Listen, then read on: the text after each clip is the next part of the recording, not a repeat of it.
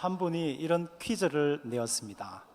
탕자의 비유에서 가장 불쌍한 등장인물은 누구인가?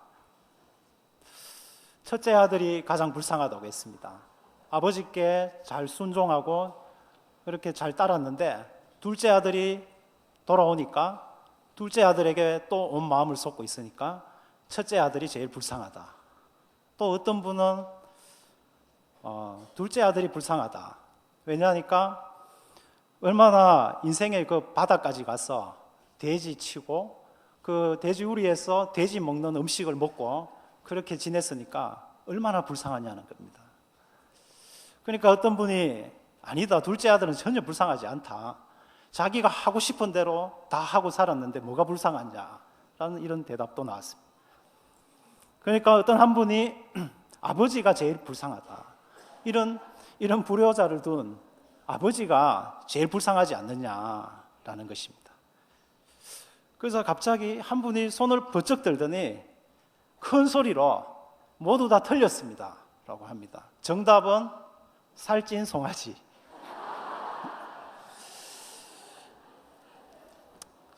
본문을 여러분 들어서 어떤 내용인지 잘 아실 겁니다. 대부분 이 비유를 그 잃어버린 둘째 아들, 그 탕자의 비유로 기억하고 계실 겁니다. 탕자가 돌아왔을 때 아버지가 무조건적으로 그 아들을 사랑해서 받아주는 그 아버지의 사랑이 얼마나 크냐는 것이죠. 그런데 여러분 말씀을 살펴보면 그 이후에 첫째 아들의 이야기가 계속됩니다. 그래서 이 이야기를 보면 이 비유는 첫째 아들에게 초점이 있지 않는가 그런 인상을 줍니다. 그런데 예수님이 이 비유를 들고 있는 이 전체 상황들, 15장 전체 상황들을 볼 때에 이 비유의 초점은 두 아들을 대하고 있는 아버지의 마음에 초점이 있지 않는가. 두 아들에게 변함없이 공평하게 대하고 있는 아버지의 사랑 말입니다. 둘째 아들이 아버지께 와서 당돌이 이야기합니다. 아버지, 내 재산, 내 몫을 주십시오. 여러분, 이 이야기가 우리나라 문화에서도 만약에 자식이 이렇게 요구한다면 굉장히 화가 나겠죠. 그런데 이 유대인 문화 속에서 이 자식이 와서 아버지 재산 주세요 라고 이야기하는 것은 그것은 도저히 있을 수 없는 그런 말입니다. 그러니까 이 유대인의 세마 교육에 보면 부모님께 절대적으로 순종하라라고 어릴 적부터 가르칩니다. 내 부모를 공경하라 했을 때 그 공경이라는 단어와 그리고 여호와를 경외하라라고 했을 때 그 경외, 그것은 같은 단어입니다. 그러니까 하나님을 공경하듯이 부모님에게 공경하는 것, 이것이 유대인 사회의 가정의 분위기입니다.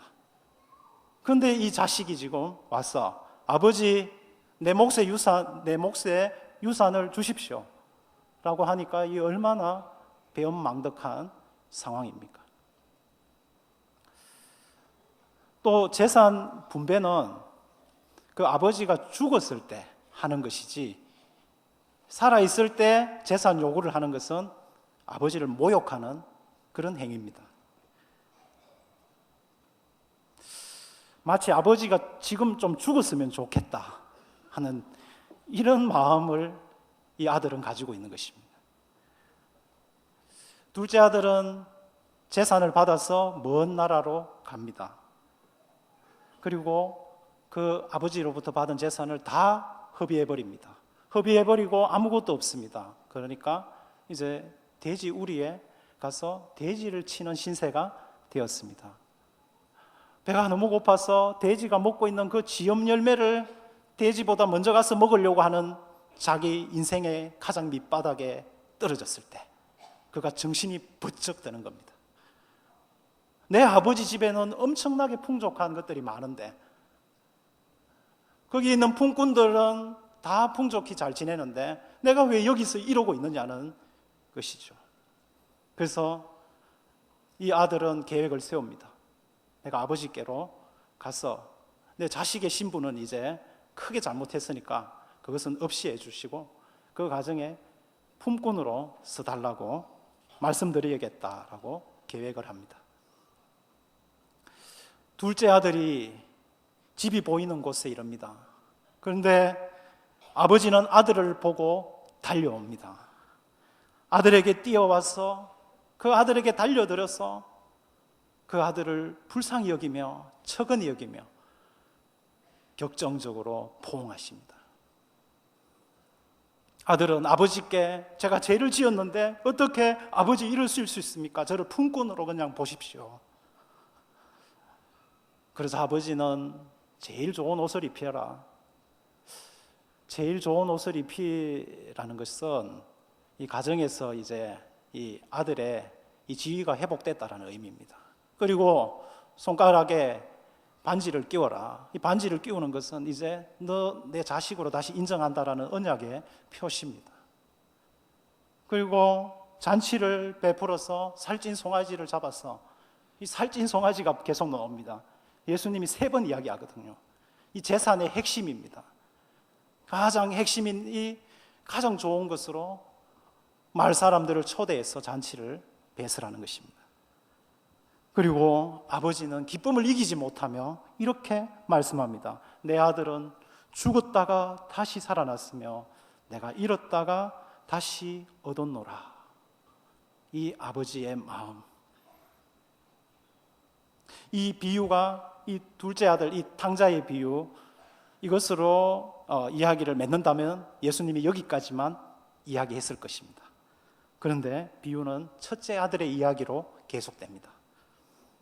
첫째 아들이 이 밭에서 열심히 일하다가 집으로 오는데 음악 소리가 들리고 막 춤추는 소리가 들려옵니다.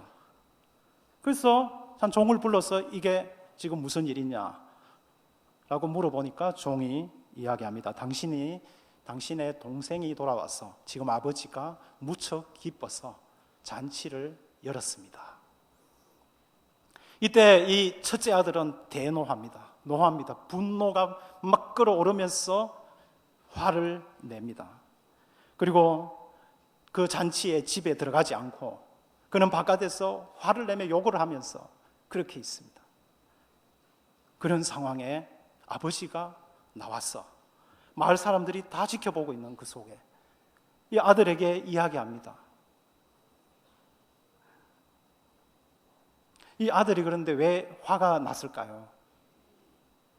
화가 난 이유는 지금 잔치에 엄청난 비용을 들여서 지금 잔치를 하고 있는 것에 일단 화가 났어요.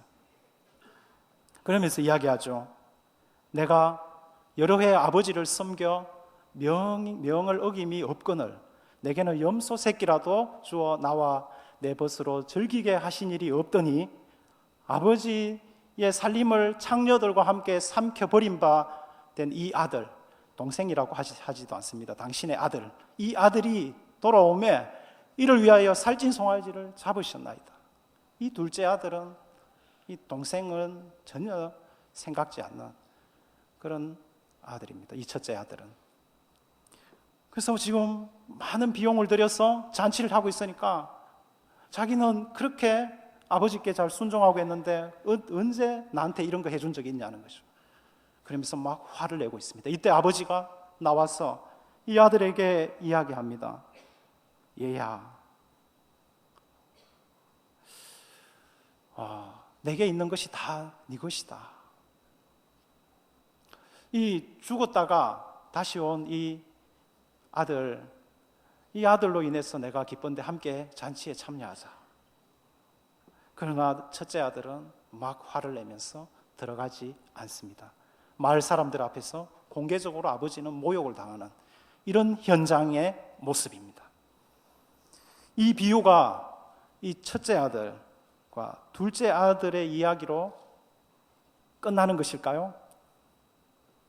이 비유의 핵심은 둘째 아들이 방탕한 삶에서 돌아왔고 또 첫째 아들이 아버지께 잘 순종했음으로 말미암아서 정당하게 아버지께 요구할 수 있다라는 것에 초점을 맞춘 비유일까요? 이 비유는 아버지에게 있다는 사실을 계속해서 말씀을 통해서 우리는 묵상할 수 있습니다.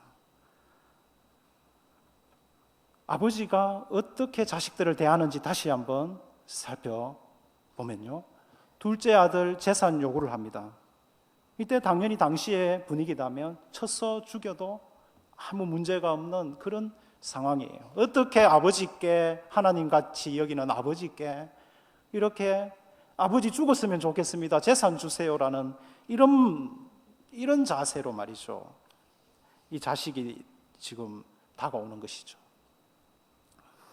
이 지금 둘째 아들은 아버지를 버리는 지금 상황이에요.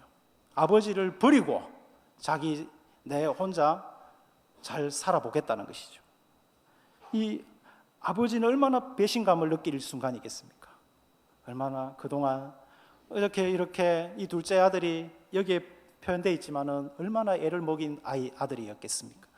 그런데 그래도 사랑하고 대해줬는데 이제는 내가 죽었으면 좋겠다 하는 이런 지금 심정을 가지고 나한테 다가오니까 얼마나 아버지는 배신감을 느끼겠습니까? 그런데 아버지는 이 둘째 아들을 사랑하기 때문에 그런 상황에서도 참고 견디며 사랑을 지킵니다. 또 첫째 아들의 모습을 보십시오. 잔치에 들어가지 않고 분노하고 있습니다. 아버지 입장에서는 너무나도 난처한 상황입니다. 그때 아버지가 또 어떻게 반응합니까? 아버지는 놀랍도록 다정하게 얘야 하면서 이야기를 합니다. 잔치에 너가 꼭 들어왔어? 나와 함께 기뻐했으면 좋겠다. 여러분, 이 아버지의 마음, 첫째 아들이나 둘째 아들이나 대하고 있는 이 아버지의 마음을 여러분 지금 느껴지지 않습니까? 이 비유는 세 가지 삶의 방향을 볼 수 있도록 합니다. 행복을 추구하는데 세 가지 길을 보여줍니다. 우리 모든 인생들은 이 세 가지 길 중에 한 길을 걷고 있을 것입니다. 첫 번째는 자기 탐닉의 길입니다. 둘째 아들이 행복을 추구했던 것은 자기 탐닉의 길입니다. 둘째 아들이 가장 원했던 것이 무엇이겠습니까? 둘째 아들이 가장 원하는 것은 자기 마음대로 살고 싶은 겁니다. 재산을 가지고 자기가 해보고 싶은 거 다 해보고 싶은 그런 마음입니다. 둘째 아들은 이 아버지의 통제 아래에 있다는 것, 아버지의 권위 아래에 있다는 것을 견디지 못합니다. 이 권위와 통제 이런 것이 싫다는 것이죠. 아버지를 벗어나고 싶다는 것이죠. 그래서 정말 내가 아무런 간섭받지 않고 내가 하고 싶은 대로 한번 살고 싶은 것이 이 둘째 아들의 마음입니다. 둘째 아들은 아버지에게는 전혀 관심이 없고 오로지 아버지 재산에만 관심이 있습니다. 이 자기중심적인 태도, 아버지가 어떻게 되든지 아무 상관이 없고 자기만을 위해서 생각하며 자기만의 세계를 구축해서 살려고 하는 이 자기 탐닉의 길을 걷고 있는 사람들, 이런 사람들이 많이 있습니다. 여러분, 딩크족이라고 있습니다. 결혼하는 조건을 아이를 낳지 않고 둘만의 행복을 위해서 사는 것을 원하는 맞벌이 부부를 말합니다. 딩크족 했을 때 여러분 더블 인컴이잖아요. 두 배의 수입, 그리고 no kids, 아이는 없다. 결혼을 하는데 그죠? 이 돈이 중요하고 행복을 위해서는 돈이 중요하다라는 이 물질 어떤 중심의 사회에서 저런 딩크족이 나오게 되는데 아이는 우리 행복에 방해가 된다는 것이죠. 그래서 돈만 있으면 우리는 행복할 수 있다라고 생각하고 두 사람에게 서로가 행복을 위해서 결혼하기 전에 그걸 전제로 약속하고 결혼하는 딩크족이 있습니다. 그래서 제가 한번 찾아봤습니다. 인터넷에 딩크족 부부로 살아가는 결혼 생활의 장단점에 대해서 한번 적어주세요라고 했는데 밑에 쭉 나온 글들을 읽어봤습니다. 저는 결혼 12년 차예요. 살수록 좋아요. 딩크로 결정하길 잘했다 싶어요. 전 결혼 전부터 딩크로 살길 원했고 장점은 늘 신혼 같다는 거예요. 둘이 함께 할 무언가를 끊임없이 찾아요. 단점은 서로에게 너무 집착하는 거, 가끔 노후가 두렵다는 거, 이런 정도네요. 딩크로서의 생활에 전 완전 만족해요. 이런 대답이 있었고요. 또 이런 대답도 있습니다. 결국 본인이 행복하면 되는 거 아닌가요? 아이가 있다고 다 행복한 것도 아니고 없다고 불행한 것도 아닌 듯해요. 동성끼리도 결혼하는 세상에 아무튼 두 사람이 행복하면 되는 거 아닌가요? 네. 아이를 낳을 수 없는 어쩔 수 없는 상황에서 살고 있는 분은 예외가 되겠지만 아이를 낳을 수 있는데도 두 사람의 행복만을 위해서 아이는 필요 없다고 배제하는 이러한 생각을 가진 사람들이 늘어나고 있습니다. 이 둘째 아들, 이 탕자의 길을 걷고 있는 사람이 오늘날 많이 늘어나고 있습니다. 이들은 전통이나 도덕이나 하나님이나 이런 성경이나 이런 것들이 다 거추장스럽고 오로지 내 마음이 자기 쾌락, 어떤 자기 만족이 모든 판단의 기준이 되는 이런 삶을 추구하는 사람들이 자기 탐닉의 길을 걷고 있는 사람입니다. 영국에서 2009년 1월부터 4주 동안 그 영국의 런던 시내에 다니는 모든 버스에 보면 광고판을 달지 않습니까? 거기에 이런 광고판을 붙였습니다. 아마도 신은 존재하지 않을 것이니 걱정을 멈추시고 삶을 즐기세요. 종교가 없어도 이성과 경험으로 얼마든지 행복하게 살 수 있다라는 영국 휴머니스트 협의회에서 올린 것입니다. 나 혼자 무엇이 옳은지 나쁜지 판단할 수 있고 판단하는 내가 중심이 되어서 그렇게 살고 싶은, 내가 살고 싶은 대로 나는 살 거야 라는 어떤 이런 마음이 강한, 이것이 바로 자기 탐닉의 길을 걷고 있는 사람들의 모습입니다. 둘째 아들의 모습입니다. 그렇다면 첫째 아들은 어떤 길을 걸었습니까? 그는 도덕적 순응의 길을 걷고 있습니다. 첫째 아들이 가장 원하는 것이 무엇입니까? 첫째 아들 역시 아버지의 재산입니다. 그는 아버지 재산을 더 원합니다. 아버지께 순종한 이유가 뭐냐면 아버지의 재산을 얻기 위해서 순종한 것뿐입니다. 그래서 그는 아버지를 거역하지는 않았습니다. 둘째 아들처럼. 그렇지만 그는 마음에 정말 아버지를 사랑해서 순종한 것이 아니고 아버지의 재산을 보고 순종하면서 살았던 것이죠. 자기가 원하는 것을 얻기 위해서 순종하는 그런 둘째 아들의 모습은 이 도덕적 순응의 길을 걷고 있는 사람들의 모습입니다. 비유의 마지막 부분에서 이 사실을 알려주는 게, 비유의 마지막 부분에서 이제 이 둘째 아들이 돌아와서 이 잔치가 배설이 되는 상황에서 충분히 이제 이 첫째 아들이 아버지의 그 기쁨이 자기 인생의 어떤 한 부분을 차지했다면 잔치에 들어갔을 것입니다. 그런데 분노하고 화를 내면서 잔치에 들어가지 않았다는 것은 그의 인생에 아버지의 행복, 아버지의 기쁨이 그의 인생에 한 번도 있어 본 적이 없는 그런 이 첫째 아들의 모습입니다. 옛날에 이런 이야기가, 일화가 있습니다. 어떤 농부가 농사를 지었는데 엄청나게 큰 당근을 재배한 것입니다. 그래서 자기가 보니까 지금까지 내가 이렇게 큰 당근을 재배해 본 적이 없어서 그 당근을 그 나라 왕에게 가서 바칩니다. 왕이시여, 제가 지금까지 농사를 지었는데 이렇게 큰 당근을 수확해 본 적이 없습니다. 제가 왕을 존경하는 마음과 사랑을 담아서 이 당근을 드립니다 라고 했어요.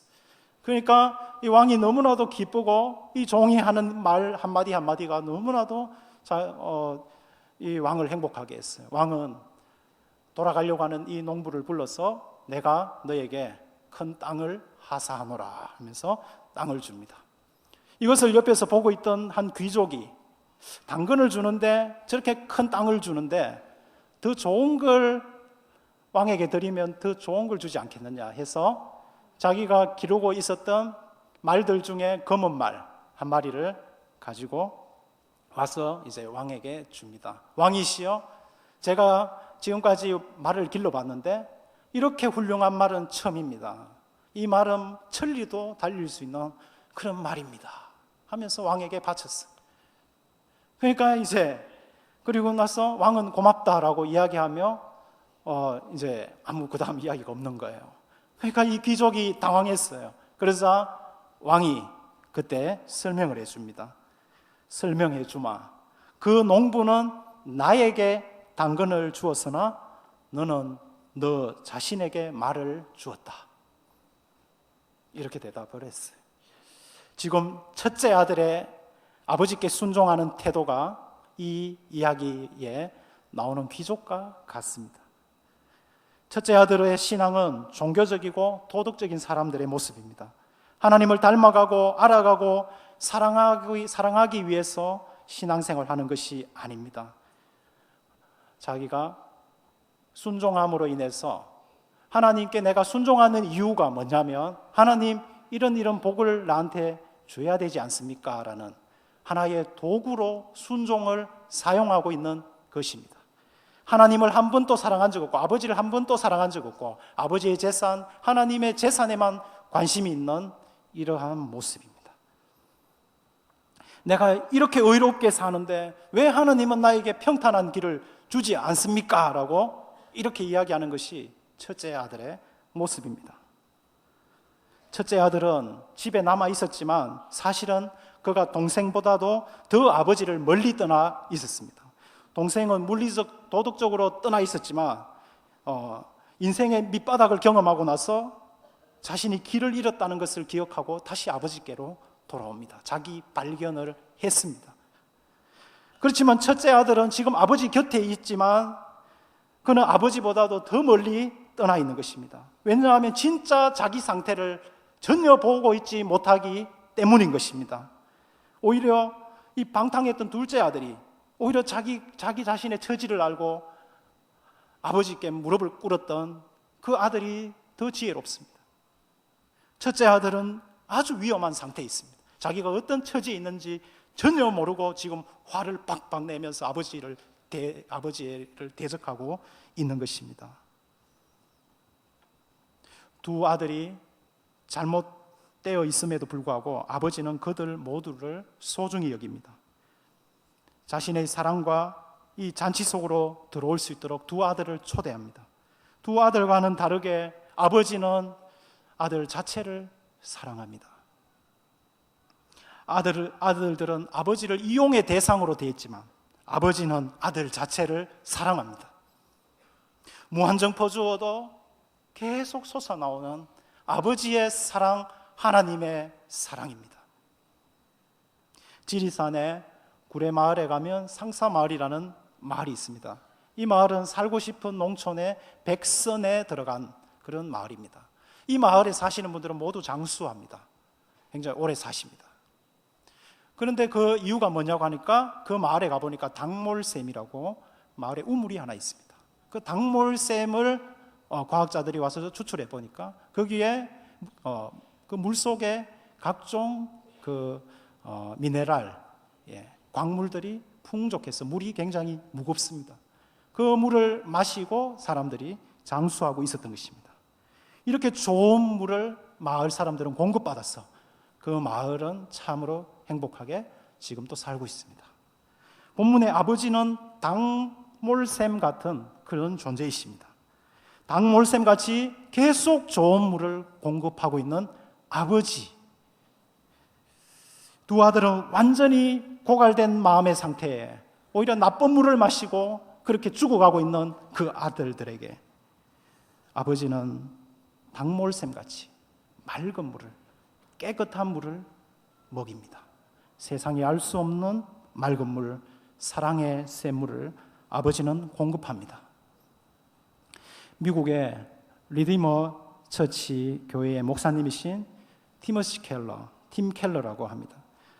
이런 하나님을 프라디걸 갓이라 했습니다. 프라디걸 갓.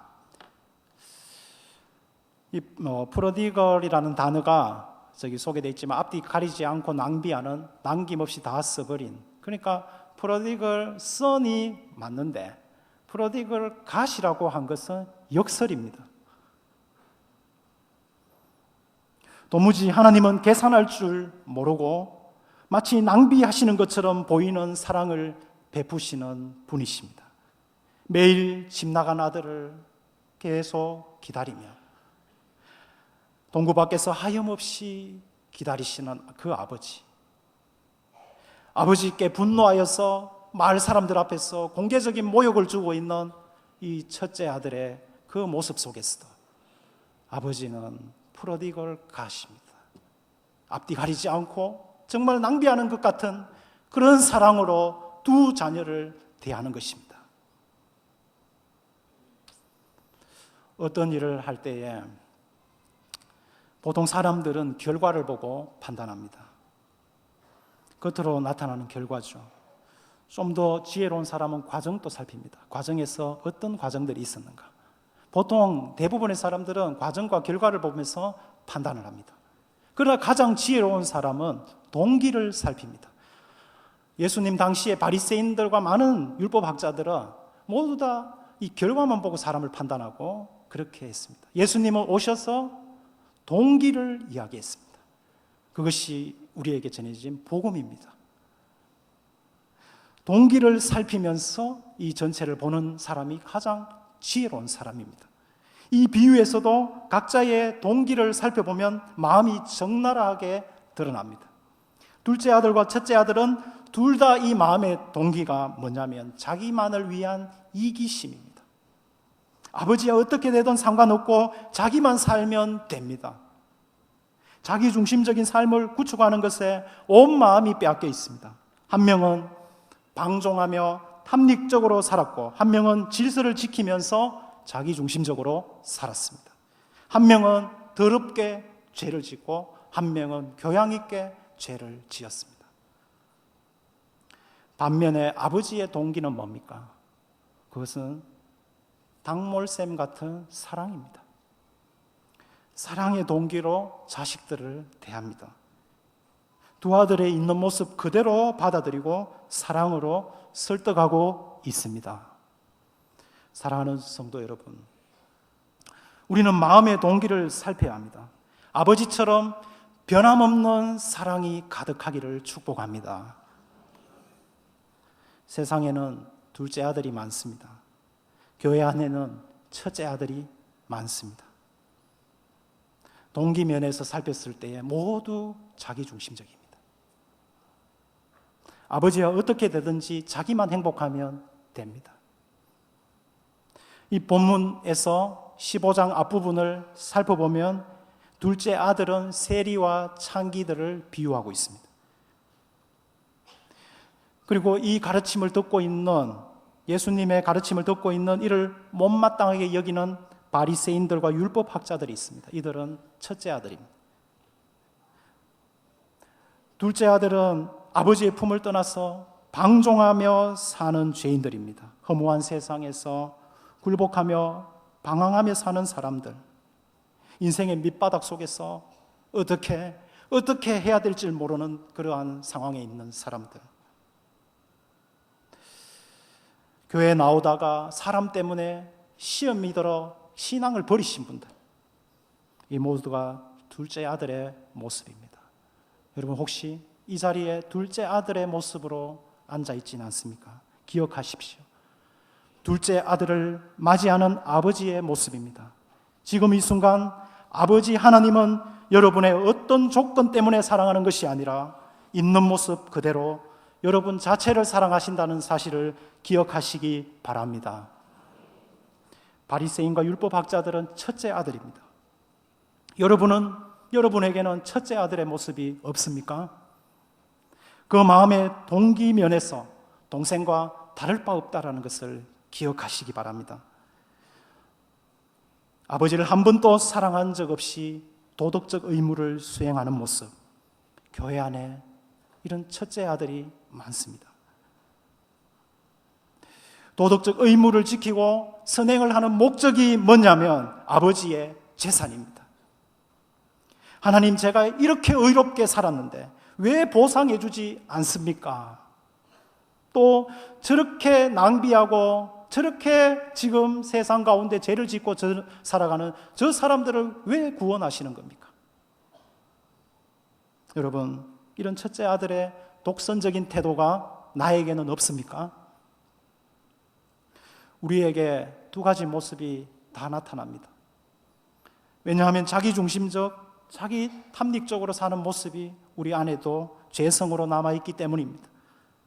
자기 중심성을 포기하지 않고 살아가는 우리의 모습은 첫째 아들이기도 하고 둘째 아들이기도 합니다. 그렇다면 우리는 어떻게 살아야 하겠습니까? 아버지의 마음으로 살아야 합니다. 아버지의 변함없는 사랑으로 살아야 될 줄 믿습니다. 아버지의 사랑이 어떤 사랑입니까? 바라보며 기다리는 사랑입니다. 처근히 여기며 달려가는 사랑입니다. 목을 안고 입을 맞추는 용서의 사랑입니다.